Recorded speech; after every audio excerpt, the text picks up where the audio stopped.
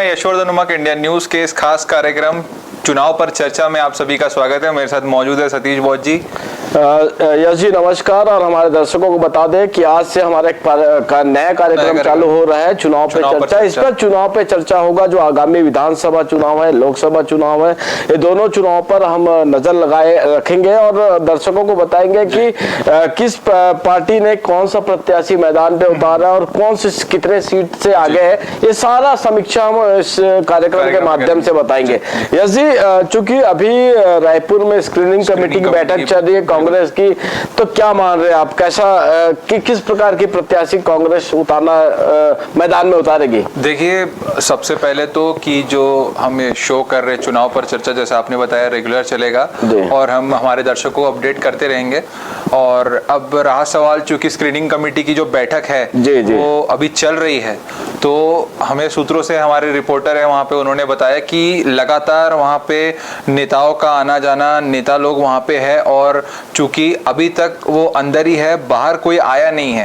यश जी, मेरे पास जो जानकारी आया, जो स्क्रीनिंग कमेटी के जो अध्यक्ष है अजय माकन जी, वो दिल्ली से यहाँ पहुंचे हैं। उनकी अध्यक्षता में बैठक सीएम हाउस में आरंभ है और कुमारी शैलजा जो प्रदेश प्रभारी है, भूपेश बघेल है, डिप्टी सीएम है, और जो स्क्रीनिंग कमेटी के सदस्य हैं, नेता डिसूजा जो मैडम है, जो कांग्रेस की राष्ट्रीय अध्यक्ष है, महिला अध्यक्ष है, और एल हनुमंता जी जो सदस्य थे स्क्रीनिंग कमेटी के, जो पर्यवेक्षक बनके हर जिले में जाकर प्रत्याशियों से बात की और उनका बायोडाटा लिए। तो ये सब अभी बैठक आरंभ है और मुझे यकीन लग रहा है कि देर रात तक मतलब जो प्रत्याशियों का जो सूची तैयार होगा पूरे 90 विधानसभा में। अब कितने विधानसभा में कांग्रेस उतारी, ये सोचना पड़ेगा। देखिए सतीश जी, जैसा आपने बताया कि कांग्रेस आज रात को प्रत्याशी फाइनल कर सकती है और कांग्रेस हमेशा देखा गया है, कांग्रेस के साथ जो भी है वो रात में ही हुआ है। हाँ, ये देखने में आया एमपी में सरकार भी गिरी तो वो रात को हुआ। क्या है, चूंकि आज राष्ट्रीय अध्यक्ष मल्लिकार्जुन खड़गे जी आए थे सम्मेलन में, और चूंकि ये माना जा रहा था कि वो रुकेंगे, लेकिन वो चले गए हैं वापस दिल्ली। तो 9 तारीख को जिस प्रकार घोषणा होनी थी और 8 तारीख को बैठक थी, तो जो प्रोटोकॉल जो बना था कांग्रेस का, उस प्रोटोकॉल में कांग्रेस चल रही है। और जो प्रत्याशियों की, जो प्रत्याशी जो स्क्रीनिंग कमेटी के पास अपने बायोडाटा भेजे थे या स्क्रीनिंग कमेटी के जो सदस्यों से मिले थे, तो आज शायद उनकी रात उनकी नींद उड़े रहेगी। बिल्कुल बिल्कुल बिल्कुल। और कहीं ना कहीं जैसा आपने बताया कि जो एल हनुमंता जी है, जो कांग्रेस के राज्यसभा सांसद भी है कर्नाटका से, वो बीते हफ्ते आए थे, दुर्ग में रुके थे। दुर्ग में उन्होंने प्रत्याशी अपना बायोडाटा लेके वहां खड़े थे, जैसा आप वहां पे कवर करने गए थे तो आपने देखा था।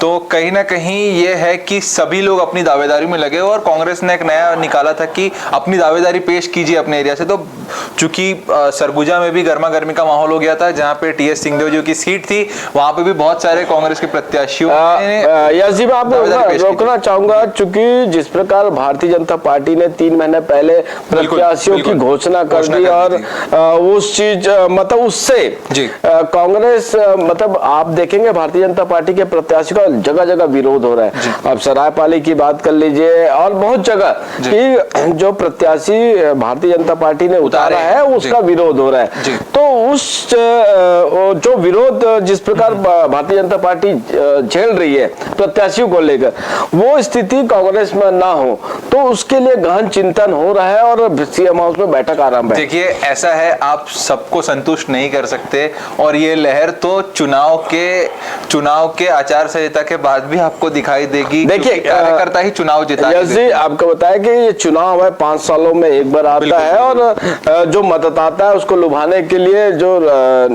पार्टियां हैं अलग अलग अपने हथकंडे अपनाती है। आपने देखा होगा कि केंद्र जिस प्रकार दिल्ली का चुनाव होता है, जो मतलब लोकसभा का चुनाव होता है, उसमें भी अलग अलग बातें कही जाती है।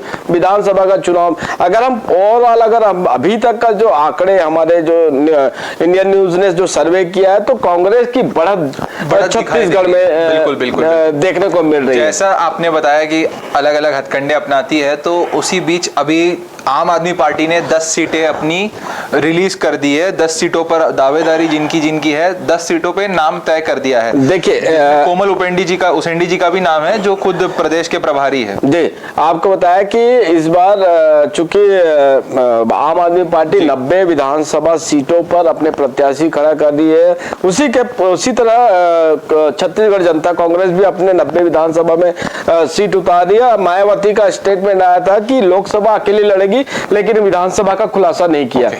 तो चूंकि विधानसभा में एक सीट उनकी रिजर्व रहती है सारंगढ़ की, तो हमेशा वहां से विधायक बन के आते हैं बसपा के। तो आप अगर सभी पार्टी अगर 90 विधानसभा में अगर दावेदारी पेश कर दिया, अपने प्रत्याशी उतारती है, तो ये मान के चलिए दिलचस्प मुकाबला होगा इस बार का। बिल्कुल। और कहीं ना कहीं आम आदमी पार्टी के आने से बीजेपी हो या कांग्रेस हो, उनके वोटों पर सेंधमारी जरूर होगी। अब इसका फायदा बीजेपी को मिलता है, कांग्रेस को ये देखने वाली बात रहेगी। देखिए, आपको बताया छत्तीसगढ़ का भौगोलिक स्थिति अधिकांश आप देखेंगे वनांचल क्षेत्र है ना, वनोपज वाले क्षेत्र है और वनांचल क्षेत्र। तो आप यहाँ पर देखेंगे कि जो आदिवासी जो बाहुल्य क्षेत्र है, वहां पर क्षेत्रीय पार्टी खड़ी हो गई। आदिवासी सर्व आदिवासी समाज भी बस्तर में, खासकर बस्तर का इलाके में अपने प्रत्याशी खड़ा करने की बात कर रही है। अगर वो भी अगर होता है तो दोनों पार्टी को नुकसान होगा। बिल्कुल। तो जैसा आपने अगर अभी इनकी लिस्ट भी देखेंगे आपकी, तो अधिकांश इन्होंने जहां पे आदिवासी सीट है वहां पे अपने दावेदारों को, प्रत्याशियों को उतारा है। खुद कोमल उसेंडी जी जो है वो भानुप्रतापपुर से। देखिए, चूंकि कोमल उपेंडी जी हमारे मित्र हैं और उनसे हमारी जब चर्चा हुई तो उनका एक साफ कहना है कि इस बार आम आदमी पार्टी दमदारी से मैदान में उतरेगी, और ये मान के उनका एक आकलन था कि इस बार सीटें उनकी बढ़ेगी यहाँ पर। जी, तो क्या लगता है पूरी की पूरी आम आदमी पार्टी सभी 90 के 90 विधानसभा में उतारेगी या 10 तक सीमित रहेगी? जिस प्रकार जो अभी लगातार केजरीवाल जी का दौरा छत्तीसगढ़ में चल रहा है, और इससे एक आप उम्मीद लगा सकते हैं कि अगर आम आदमी पार्टी उतरती है मैदान में तो दोनों पार्टी को नुकसान होगा। तो आप एक चीज देखेंगे कि उनके साथ जो ग्राउंड रिपोर्ट जो है, हमारे जो संवाददाता है पूरे छत्तीसगढ़ में, वो बताते हैं कि जो क्षेत्रीय लोग हैं उनसे जुड़ रहे हैं, आम आदमी पार्टी के विचारधारा को पसंद कर रहे हैं। तो ये कहीं ना कहीं एक आम आदमी पार्टी के लिए अच्छा संकेत है। जी, एक और बात है इसमें कि जैसे कि जो आम आदमी पार्टी के वरिष्ठ नेता है मनीष सिसोदिया, सत्येंद्र जैन, ये लोग जेल में हैं और एक काफी समय से जेल में, इनके ऊपर गंभीर आरोप है और इनको इतने दिनों से यदि एक जेल के अंदर है तो कुछ ना कुछ तो होगा, जैसे धुआं वही निकलता है जहां कुछ होता है, जो हम कहते हैं। तो इस चीज का क्या छत्तीसगढ़ की जनता को दिखेगा? और अभी केजरीवाल जी के ऊपर एक और हुआ कि उन्होंने जो शीश महल बनाया, 19 लाख के पर्दे, 17 लाख की खिड़कियां, तो ये सारी चीजें कितने दिन तक आम आदमी को लुभाती रहेंगी? आम आदमी भी अब आज के डेट में जागरूक हो गया है, आम आदमी भी समझता है कौन सही बोल रहा है कौन झूठ बोल रहा है। तो क्या इसका फर्क पड़ेगा? जैसे आपके प्रश्न का मैं जवाब देना चाहूंगा और साफ शब्दों में जवाब देना चाहूंगा कि लगातार अभी आप देख रहे होंगे अखबारों, टीवी चैनल और सोशल मीडिया में ईडी का। जी, तो कहीं ना कहीं अगर ईडी अगर छत्तीसगढ़ में एक विशेष पार्टी पर फोकस कर रही है तो कहीं ना कहीं देश की भावना दिखती है। अगर ईडी जिस प्रकार लगातार कांग्रेस के, जैसा आप छत्तीसगढ़ में बात करें तो सीएम के ओएसडी, तीन ओएसडी के यहाँ छापेमारी, विधायकों के यहाँ छापेमारी, व्यापारियों के यहाँ छापे, अधिकारियों के यहाँ छापे ईडी के पड़ रहे। तो कहीं ना कहीं आप जिस प्रकार सत्येंद्र जैन और मनीष सिसोदिया की आपने बात करी, तो ईडी का काम है वो अपनी विवेचना करे, लेकिन जिस प्रकार आरोप कांग्रेस की ओर से लगता है कि एक पार्टी को टारगेट किया जा रहा है केवल चुनाव जीतने के लिए या कांग्रेस पार्टी को डमी बनाने के लिए, तो कहीं ना कहीं चुनाव है। यहाँ बोलते ना, एक कहावत है इश्क और प्यार में, क्या कहावत है ना कि जायज है सब जायज, प्यार और जंग में सब प्यार और जंग में सब जायज है। तो वो कहावत चुनाव में सही बैठता है। जी। पर जैसा आपने बताया कि आम आदमी पार्टी के बारे में लोगों के मन में एक अच्छी छवि है, तो आम आदमी पार्टी क्या पूरी की पूरी सीट उतारेगी, या जैसे मैंने जो पहले भी सवाल किया था कि 10 तक? देखिए, अगर आम आदमी पार्टी, जिस प्रकार हमारी आम आदमी पार्टी के नेताओं से हमारी चर्चा हुई, तो 90 विधानसभा में प्रत्याशी उतारी है और उनके साथ कहीं ना कहीं जो ग्राउंड लेवल के जो कार्यकर्ता है उन्होंने काम किया है, वो दिखता है। जिस प्रकार जो आम आदमी पार्टी के संयोजक है अरविंद केजरीवाल जब पहुंचते हैं तो जो भीड़ का सैलाब है वो दिखता है, तो उससे लगता है कि कहीं ना कहीं एक मतदाता का झुकाव आम आदमी पार्टी की ओर है। तो कहीं इसको देख के लगता है कि इस बार आम आदमी पार्टी अपना यहाँ छत्तीसगढ़ में अपना वर्चस्व बनाएगी। आम आदमी पार्टी की बात हम कर रहे थे, अभी मैं जनता जोगी कांग्रेस पे आता हूँ। जो अमित जोगी आए थे, आपसे बात हुई थी, तो उन्होंने एक चीज स्पष्ट की कि जो पार्टियां घोषणा पत्र देती है मगर उस पर कुछ काम नहीं करती, मगर मैं एक एफिडेविट दूंगा और उसको कोर्ट में जमा करूंगा, और अगर मैं वो काम नहीं किया तो मुझे 2 साल की सजा भी हो सकती है। देखिए, अमित जोगी से हमारी जब चर्चा हुई तो उनका कह रहा है कि सभी पार्टियां एक एजेंडा तैयार करती है, घोषणा पत्र तैयार करती है और उसमें केवल वादे करती है। लेकिन जो छत्तीसगढ़ जनता कांग्रेस है वो उनके जो प्रत्याशी मैदान में उतरेंगे और जो घोषणा करेंगे उसका शपथ पत्र देंगे, और शपथ पत्र देना अपने आप में एक प्रमाणित करता है कि ये आप उस शपथ पत्र के माध्यम से उस प्रत्याशी के खिलाफ अगर वो चुनाव जीत जाते हैं और वो अपने वादे नहीं निभाते तो उस पर केस किया जा सकता है, कानून की बात है। तो ये अच्छी बात है, और ऐसा छत्तीसगढ़ जनता कांग्रेस ने जिस प्रकार घोषणा पत्र को शपथ पत्र में देने की बात कहा, तो इससे सबक सभी पार्टी को लेना चाहिए। दूसरी पार्टियों पे प्रेशर रहेगा यही काम करने का, या वो भी करेंगी या वो ऐसा नहीं करेंगी? अब देखिए, हर पार्टी का अपना अपना एक नियम और नियम कायदे होते हैं। तो जिस प्रकार छत्तीसगढ़ जनता कांग्रेस पार्टी शपथ पत्र पेश कर रही है, तो बाकी पार्टी को भी अमल करना चाहिए ताकि जनता भरोसे में रहे। को आप ऐसा हो जाता है कि विश्वास, जैसे कई लोग बोलते हैं गंगा जल को लेके शपथ खाई थी और ये सारी बातें जो होती है, तो कहीं ना कहीं उन्होंने जो किया है वो एक प्रकार से जनता को आश्वस्त करने के लिए एक अच्छा उपाय है। जी जी, यस जी, वक्त तो चला छोटे से ब्रेक का, हम ब्रेक के बाद पुनः लौटते हैं और चर्चा हमारी जारी रहेगी। जी।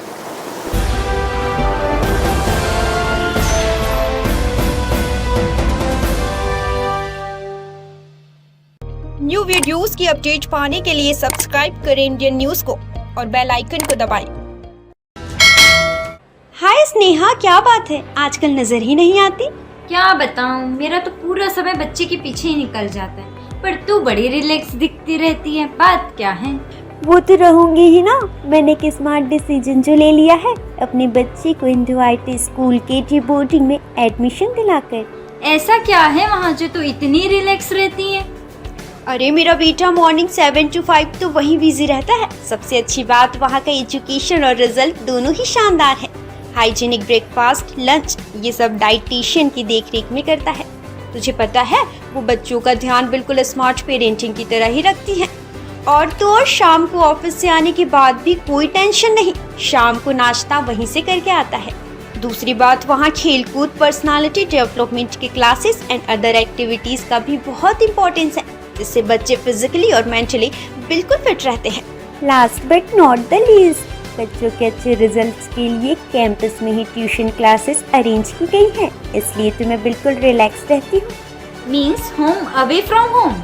हाँ, इसलिए तो मैं भी तुझे कहती हूँ, be smart and take the right decision for your kid. आखिर ये इंडो IT स्कूल है कहाँ? Indo IT school, Kurud road, Koka Bhilai. Phone 9303561235।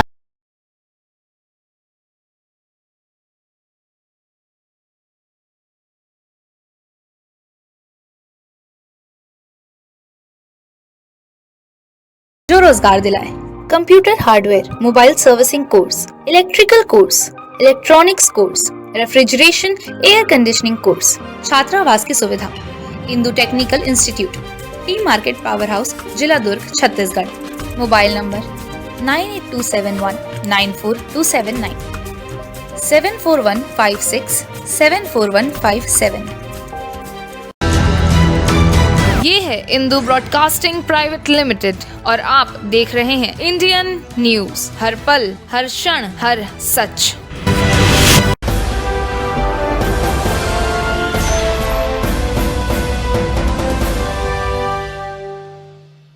Break के बाद आप सभी का स्वागत है। चुनाव पर चर्चा जारी है। मेरे साथ मौजूद है सतीश जी। सतीश जी, बीजेपी 20 साल बाद परिवर्तन यात्रा निकालने वाली है जो 12 तारीख से दंतेवाड़ा से शुरू होगी और इसमें केंद्रीय गृह मंत्री अमित शाह जी भी आ रहे हैं जो यात्रा का शुभारंभ करेंगे। तो इसके ऊपर क्या कहना चाहिए? यस जी, आपको बताया कि छत्तीसगढ़ के साथ साथ मध्य प्रदेश में भी परिवर्तन यात्रा निकाली जा रही है। तो ऐसा क्या होता है बीजेपी का मैं विरोध कर रहा हूं, चूंकि मैं पत्रकार हूं, मैं विरोध सभी का कर सकता हूं, कांग्रेस का, बीजेपी का या आम आदमी पार्टी या बसपा का।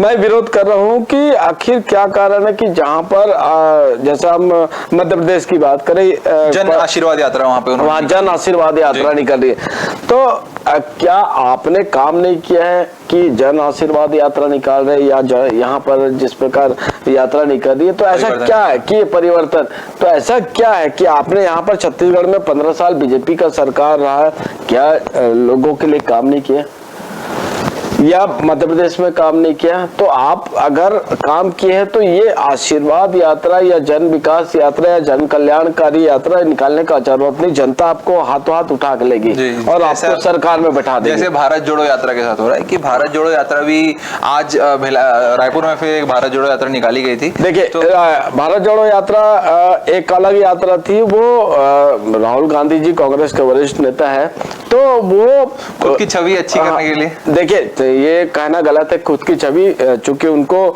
इस प्रकार प्रमोट किया गया कि उन्हें एक कार्टूनिस्ट बना दिया, तो ये गलत है। किसी भी अगर पार्टी को अगर किसी के चरित्र या उसके बनावट पे अगर छींटाकशी करना तो इसे मैं गलत मानता हूँ। मगर जैसे भारत जोड़ो यात्रा निकाली गई, मैं राहुल गांधी जी के बात पे आ रहा हूँ, भारत जोड़ो यात्रा निकाली गई, उन्होंने भारत जोड़ो यात्रा निकाली जो कश्मीर से कन्याकुमारी तक निकली, जन सैलाब उनके साथ था, सारा कुछ चीज था। जब वो सदन में निलंबित होने के बाद दोबारा आए तो उन्होंने बोला मेरे को शुरू में पता ही नहीं था मैंने भारत जोड़ो यात्रा क्यों निकाली। ये उन्होंने लोकसभा के पटल पर कहा है ये बात उन्होंने, और ये रिकॉर्डेड है कि मुझे पता नहीं था मैंने क्यों निकाली। बाद में जब लोग जुड़ते गए तो मुझे लगा कि ये एक यात्रा में तब्दील हो रही है। तो कहीं ना कहीं ये जो बयान है, इतना बड़ा यात्रा निकाला तो बिना मोटिव के नहीं हो सकता। मगर उन्होंने ये चीज लोकसभा में कही ना, तो कहीं एक उनका एक कहना था कि मैं पैदल चल के लोगों से मिलूंगा। ये चूंकि मैं दिल्ली, जब भारत जोड़ो यात्रा दिल्ली पहुंची थी तो मैंने कवरेज किया और कई वरिष्ठ कांग्रेसी नेताओं से मेरी चर्चा हुई थी। तो लोगों से मिलना, लोगों जिस प्रकार आप देख रहे होंगे कि अब 2014 के बाद धर्म की बात की जा रही है। भारत धर्मनिरपेक्ष राष्ट्र है, यहाँ पर सभी धर्म को मानने का अधिकार है। एक पत्रकार होने के नाते मैं मानता हूँ कि अगर जिस देश में समान भाव से धर्मों का आदर ना होगा और जिस प्रकार तालिबान बनने की स्थिति किसी भी राष्ट्र की ना हो कि एक धर्म एक कानून और एक ये नहीं होना चाहिए, उससे समानता नहीं दिखती है। जो भारत का कानून है, जो डॉक्टर भीमराव अम्बेडकर साहब ने जो बनाया था उसमें समानता की बात कही गई थी। तो अगर समानता नहीं रहेगी तो वहां पर अराजकता फैल जाएगी। क्या मानते हैं आप? जी, आप सही कह रहे हैं, समानता का भाव होना चाहिए, आपसी भाईचारे का भाव होना चाहिए। और चुनाव पे जैसे अभी हमने बोला कि बीजेपी ने 21 सीटें निकाल दी, तो किस तारीख तक सभी पार्टियां सभी सीटें घोषित कर देंगी? देखिए, वो तो हर पार्टी का अपना अपना एक प्रोटोकॉल होता है। जिस प्रकार 3 महीने पहले ये आश्चर्य था कि छत्तीसगढ़ में 3 महीने पहले बीजेपी ने लिस्ट जारी करके बाकी पार्टियों को भी काम पे लगा दिया। तो आज जिस प्रकार इस पे स्क्रीनिंग कमेटी की बैठक जो चल रही है, तो देर रात तक कहीं ना कहीं प्रत्याशियों को कितने सीटों पे होगी ये तो हमारे जानकारी नहीं है, लेकिन कल ये मान के चलिए बहुत सारी सीटों पे मुझे लगता है कि कांग्रेस अपने प्रत्याशियों की घोषणा करेगी। और कांग्रेस चूंकि छत्तीसगढ़ में मजबूत है, आपको बताया मध्य प्रदेश में भी हमारी जब चर्चा होती है तो वहां भी कांग्रेस की स्थिति मजबूत है। तो कहीं ना कहीं आप ये मान के चले बदलाव, अगर जिस प्रकार 15 साल के बाद छत्तीसगढ़ में कांग्रेस बहुमत के साथ आई और अच्छे बहुमत के साथ आई, और भूपेश बघेल बार बार कह रहे, जिस प्रकार ईडी के छापे पड़े उनके बर्थडे के दिन, तो भूपेश बघेल ने कहा कि अमित शाह जी का ये तोहफा कबूल है और इसका जवाब हम विधानसभा चुनाव के नतीजों में देंगे। तो कहीं ना कहीं भूपेश बघेल के पास कॉन्फिडेंस की कोई कमी नहीं है। भूपेश बघेल जी एक कद्दावर कांग्रेस के नेता है। अच्छा, एक और बात सामने आ रही है, चूंकि आपने भूपेश बघेल जी का जिक्र किया, तो भूपेश बघेल जी शायद 2 सीटों से लड़ेंगे, ऐसे बहुत सारी चर्चा है। चौक चौराहे पे बातें होती है, जो पॉलिटिकल विशेषज्ञ चौक चौराहे पर रहते हैं वो बोलते हैं कि क्या पता भूपेश बघेल जी पाटन से भी लड़ेंगे और दूसरे सीट से भी लड़ सकते हैं। बहुत लोग ये कहते हैं कि भिलाई की जो वैशाली नगर विधानसभा है शायद वहां से भी लड़ सकते हैं। नहीं, ये अभी तक जो जानकारी है अफवाह का बाजार होता है, क्योंकि एग्जिट पोल भी उल्टे हो जाते हैं। पर क्या भूपेश बघेल जी 2 सीट से लड़ेंगे कि नहीं, पाटन ही से लड़ेंगे, क्योंकि भूपेश बघेल जी ने पाटन में अच्छा काम किया है। इसके पहले अभी जो उनके अगेंस्ट में भारतीय जनता पार्टी के विजय बघेल जी ने भी चाचा आमने सामने है, तो दोनों हुई है, दोनों की एक बार भिड़ंत हुई है और एक भूपेश बघेल जी उसमें हारे थे और विजय बघेल जी पाटन के विधायक और कई बार भूपेश बघेल जी जीते भी है भिड़ंत में। मगर चूंकि कितना भारी पड़ेगा चाचा भतीजा आमने सामने, तो क्योंकि जो भूपेश बघेल जी का गांव है वही गांव से विजय बघेल जी भी ताल्लुक रखते हैं। जितना लोग इनको जानते हैं उतना लोग उनको भी जानते हैं। अगर मैं आंकड़ों की बात करूं तो अगर पाटन क्षेत्र का जातिगत समीकरण हम देखें तो वहाँ कुर्मी है, साहू है, सतनामी समाज है और अन्य। तो अगर आप मान के चलिए अगर विजय बघेल अगर मैदान में प्रत्याशी बनाया उनको भारतीय जनता पार्टी और कांग्रेस भूपेश बघेल पाटन ही से लड़ेंगे, ये मेरा मानना है। अभी तक लिस्ट जारी नहीं हुई है, तो अगर होता है तो कहीं ना कहीं जो जीत का अंतर होगा दोनों पार्टी में, जो भी जीते जीत का अंतर बहुत कम होगा। जी जी जी, क्योंकि कुर्मी समाज के लिए ये एक धर्म युद्ध हो जाएगा कि हम किसको वोट दें। दोनों हमारे कुर्मी भाई चुनाव लड़ रहे हैं। हाँ, तो ये बघेल जो मतलब जातिगत, इसलिए मैं पहले आपसे कहा कि जातिगत, तो साहू समाज का भी बाहुल क्षेत्र है, बहुत बाहुल्यता है वहाँ, है ना। सतनामी समाज की भी बाहुल्यता है। तो अगर प्रत्याशी जो जनता जो मतदाता है अगर प्रत्याशी का चयन करती है, क्योंकि भूपेश बघेल जी ने पाटन की तस्वीर बदली है, ये दिखता है जी।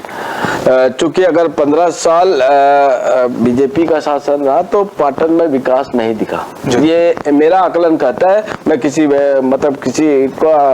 मैं खुद इसके लिए अपनी बातों को लेके कहीं भी जा सकता हूँ कि विकास दिखता है। तो अब विजय बघेल जी के लिए जब फील्ड में जाएंगे, प्रचार करने जाएंगे और लोगों से अपना समर्थन मांगेंगे, तो किस मुद्दे को लेके जाएंगे, ये विजय बघेल के लिए थोड़ा सा तकलीफदायक रहेगा, ये मेरा मानना है जी।